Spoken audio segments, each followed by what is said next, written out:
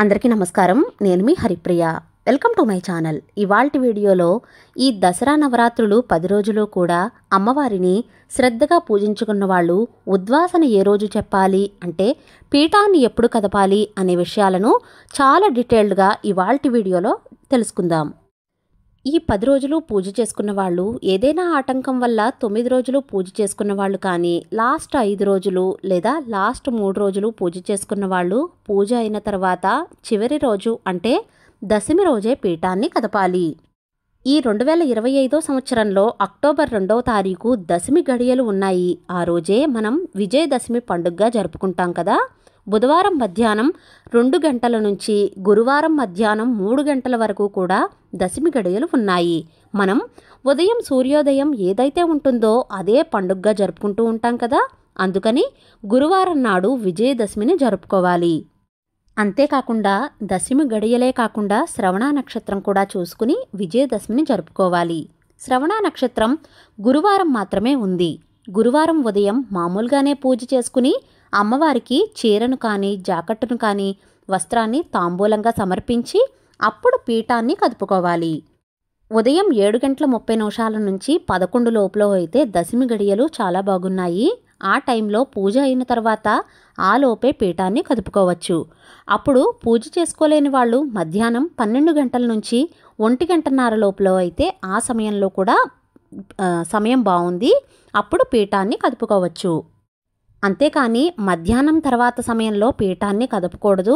1:30 లోపు అయితే పీఠాన్ని కదపచ్చు. ఆ తర్వాత సాయంత్రం మళ్ళీ 5 గంటల నుంచి 6 గంటల లోపల పీఠాన్ని కదుపుకుని ఉద్వాసన చెప్పుకోవచ్చు. ఈసారి మనకు విజయదశమి 11 రోజులు వచ్చాయి కదా. ఆ రోజే పీఠాన్ని కదపాలి. ఇలా ఎవరైనా పీఠాన్ని కదపడం కుదరకపోతే ఏం చెయ్యాలి అన్నది వీడియో చివరిలో చెప్తాను. చివరి రోజు ప్రత్యేకించి అమ్మవారికి మహానైవేద్యం సమర్పించాలి. వీలైతే చివరి రోజు కూడా అమ్మవారికి అన్ని రకాల పిండి వంటలు నైవేద్యం పెట్టి వాటితో పాటుగా అన్నం, పప్పు, కూర, పులుసు, పెరుగు ఇలా మహానైవేద్యాన్ని ఆ తల్లికి సమర్పించాలి. అంతేకాకుండా చివరి రోజు తాంబూలం అనే ఉపచారం దగ్గర చీర, జాకెట్టు, కొన్ని మంగళకరమైన వస్తువులు పెట్టి ఆ తల్లికి తాంబూలాన్ని సమర్పించాలి. ప్రతిరోజు తమలపాకు, అరటిపళ్ళు, పూలు, పసుపు, కుంకుమ, గాజులు ఇవన్నీ సమర్పించుకుంటున్నాం కదా. చివరి రోజు కూడా తాంబూలం అనే ఉపచారం దగ్గర ఇలా అమ్మవారికి చీర, జాకెట్టు ముక్క, కొన్ని మంగళకరమైన ద్రవ్యాలతో తాంబూలాన్ని సమర్పించాలి. తాంబూలంలో ఒక సుమంగళి నిండు ముత్తైదువు ఏవైతే వస్తువులు ధరిస్తుందో అవన్నీ కూడా ఆ తల్లికి సమర్పించుకోవచ్చు. వీలైతే చీరను తాంబూలంలో పెట్టి ఇవ్వండి. అంత పెట్టలేము అనుకుంటే కనుక జాకెట్టు ముక్కలో మంగళద్రవ్యాలు పెట్టైనా సరే ఇవ్వచ్చు. చివరి రోజు తాంబూలంలో పెట్టిన చీరను మనమే కట్టుకోవచ్చు. లేదంటే ఎవరికైనా ఒక పెద్ద ముత్తైదువుకు అనుకోకుండా మన ఇంటికి వచ్చినట్లయితే ఆవిడలోనే అమ్మవారి రూపాన్ని చూసుకుని ఆ తాంబూలాన్ని ఇవ్వచ్చు. ఇలా తాంబూలం సమర్పించిన తర్వాత మంగళహారతి ఇచ్చి పూజ పూర్తి చేసుకున్న తర్వాత అమ్మవారి పూజకు చేసిన కుంకుమ బొట్టు పెట్టుకుని అక్షింతలు తలపై వేసుకున్న తర్వాత పీఠాన్ని కదపాలి. పీఠాన్ని కదిపేటప్పుడు దీపం ఉన్నప్పుడు పీఠం కదపాలా లేదా దీపం కొండెక్కిన తర్వాత పీఠం కదపాలా అన్నది ఇప్పుడు చెప్తాను. వీలైతే కొద్దిగా దీపపు కుందుల్లో తక్కువ నెయ్యి వేసుకోండి. దీపం ఉన్నప్పుడు మాత్రమే పీఠాన్ని కదుపుకోవాలి. ఒకవేళ అఖండ జ్యోతి పెట్టుకున్న వాళ్ళు అఖండ జ్యోతి కొండెక్కేలా అంటే ముందు రోజే మనం తక్కువ నూనె వేసుకుంటే కనుక అప్పుడు ఆ జ్యోతి దశమి రోజు కొండెక్కుతుంది. ఇలా పూజ అంతా అయిన తర్వాత ప్రాణప్రతిష్ఠ చేసుకున్న ఫోటో కానీ విగ్రహం కానీ దేనికైతే ప్రాణప్రతిష్ఠ చేసుకుంటారో 2 చేతులతో కదుపుతూ ఉద్వాసన మంత్రం చెప్పాలి. దీపం ఉన్నప్పుడే మనం ఫోటోను పట్టుకుని ఈ ఉద్వాసన మంత్రాన్ని చెప్పుకోవాలి. ఆ ఉద్వాసన మంత్రం ఏమిటంటే సహస్ర పరమాదేవి శతమూలా శతాంకుర సర్వాంగ హరతు మే పాపం దుర్వా దుస్వప్న నాశని జయదేవి నమస్తుభ్యం జయభక్త వరప్రదే జయశంకర వామాంగి మంగళే సర్వమంగళే ఓం శ్రీ దుర్గాదేవ్యై నమః యథాస్థానం ఉద్వాసయామి పునరాగమనాయచ పునరాగమనాయచ పునరాగమనాయచ అని 3 సార్లు చెప్పాలి. మీరు పూజలో దుర్గాదేవి ఫోటో కాకుండా లలితాదేవి ఫోటో కానీ లక్ష్మీదేవి ఫోటో కానీ పెట్టుకుంటే ఉద్వాసన చెప్పేటప్పుడు శ్లోకమంతా చదువుకొని ఓం శ్రీ లలితాదేవ్యై నమః యథాస్థానం ఉద్వాసయామి అని చెప్పుకోవాలి. ఇక్కడ పునరాగమనాయచ అంటే 9 రోజులు పూజ అందుకున్న ఆ తల్లిని కైలాసానికి వెళ్ళిరా అని అర్థం. ఇలా పీఠాన్ని దీపం ఉన్నప్పుడు కదిపి దీపం కొండెక్కిన తర్వాత పూజా ద్రవ్యాలు పీఠాన్ని అప్పుడు తీయాలి.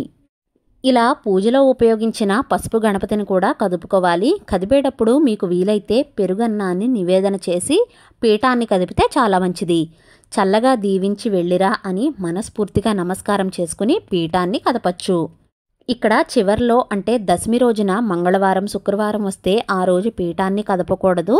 నెక్స్ట్ డే మార్నింగ్ పీఠాన్ని కదపాలి. పీఠాన్ని కదిపిన రోజు పూజలో పెట్టిన పువ్వులు గౌరీదేవిని దగ్గరలో ఉన్న నదిలో కానీ పచ్చని చెట్టు మొదట్లో కానీ వేసేయాలి. ఇలా పూజలో చేసినవి ఎక్కడ పడితే అక్కడ పడేయకూడదు. ఎవరూ తొక్కని ప్లేస్లో వేయాలి. ఈ విజయదశమి రోజునే ఆయుధ పూజ శమీవృక్ష పూజ చేస్తూ ఉంటారు.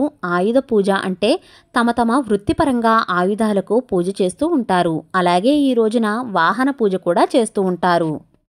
ఇంకా ఈ శమీవృక్ష పూజ చేయడం వల్ల శమీవృక్షంలో అపరాజితాదేవి ఉంటుందని శమీవృక్ష పూజ చేస్తారు. ఈ శమీవృక్షం మనకు శివాలయంలో వైష్ణవాలయం దగ్గర ఉంటాయి.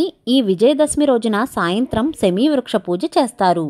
శమీవృక్షానికి పసుపు కుంకుమలతో బొట్టు పెట్టి దీపారాధన చేసి అక్షంతలతో పూజ చేస్తారు.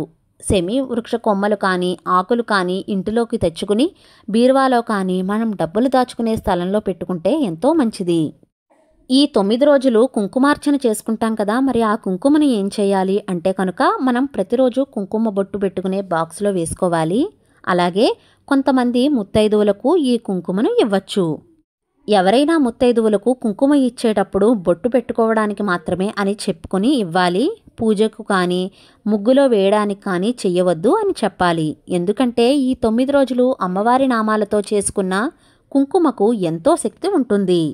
నవమి పూజ చేసేవాళ్ళు దశమి పూజ కూడా చేసుకోవాలి. పీఠం కదపగానే ఎక్కడికైనా వెళ్ళాలి. మీరు అలా బయటకు వస్తే కనుక పీఠాన్ని ఎప్పుడు పడితే అప్పుడు కదపకుండా పూజ కంప్లీట్ అయిన తర్వాతే పీఠాన్ని కదపాలి.